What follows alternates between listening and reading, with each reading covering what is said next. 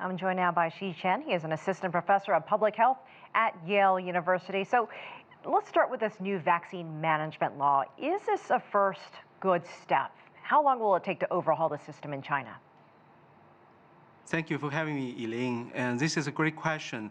So in order to rebuild system, the Chinese government already spent a year to tighten the punishment about the Changshen complaint. But this is a more ex-post measures.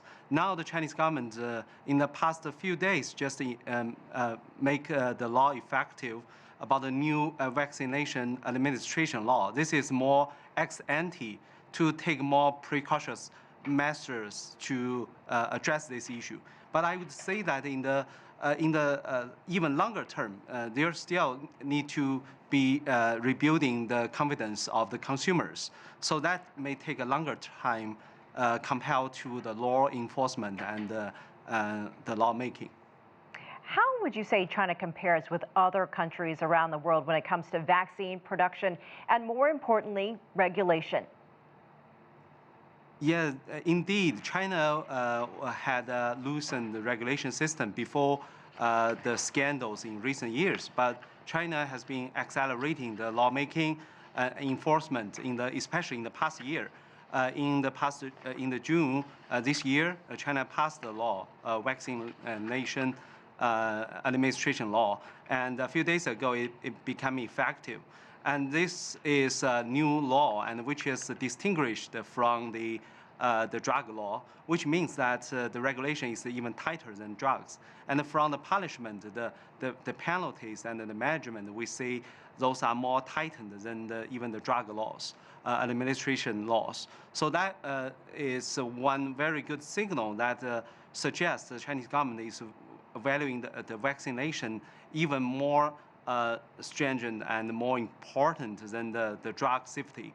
And compared to many other countries, those countries are also taking effective measures, but over a long time horizon. For example, in the U.S., in the 1980s, U.S. also faced a vaccination safety issue. So they passed the vaccination childhood injury law in order to protect the children and to file the claims for compensation for the individual patients and their families. And this is not enough.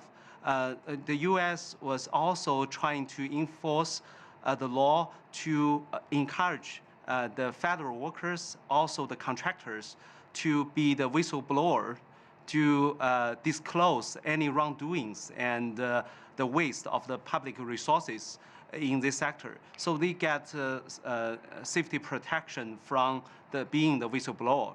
So this may be more effective in the long term because as insider, they know more about the wrongdoings than outsiders. So we know that the Chinese government, so Xi Chen, we know that the Chinese government reacted very quickly. Do you think that there is still any kind of risk at all for any kind of health emergency as a result of last year's vaccine scandal? We know that was just one big company, but do you think it's over? Yeah, I think this is a great question. China has more than 40 vaccination firms, and the market is very fragmented compared to the developed countries. So there are many producers for a certain type of vaccination.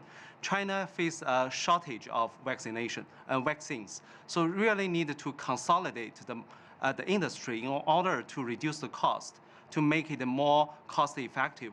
Otherwise, there can be a dilemma. If we reduce the vaccination, the price, it will not attracting the new people to the companies to go into the market, which will intensify the shortage. But if we increase the price to attract more producers, that is against the interest of protecting the general public, especially those vulnerable. So I think more steps need to be done to regulate the industry, to consolidate, and make a bigger scale of production in order to reduce the cost and make the providers accountable for what they produce if they are bigger scale. All right, Professor Xi Chen from Yale University, thank you so much for joining us.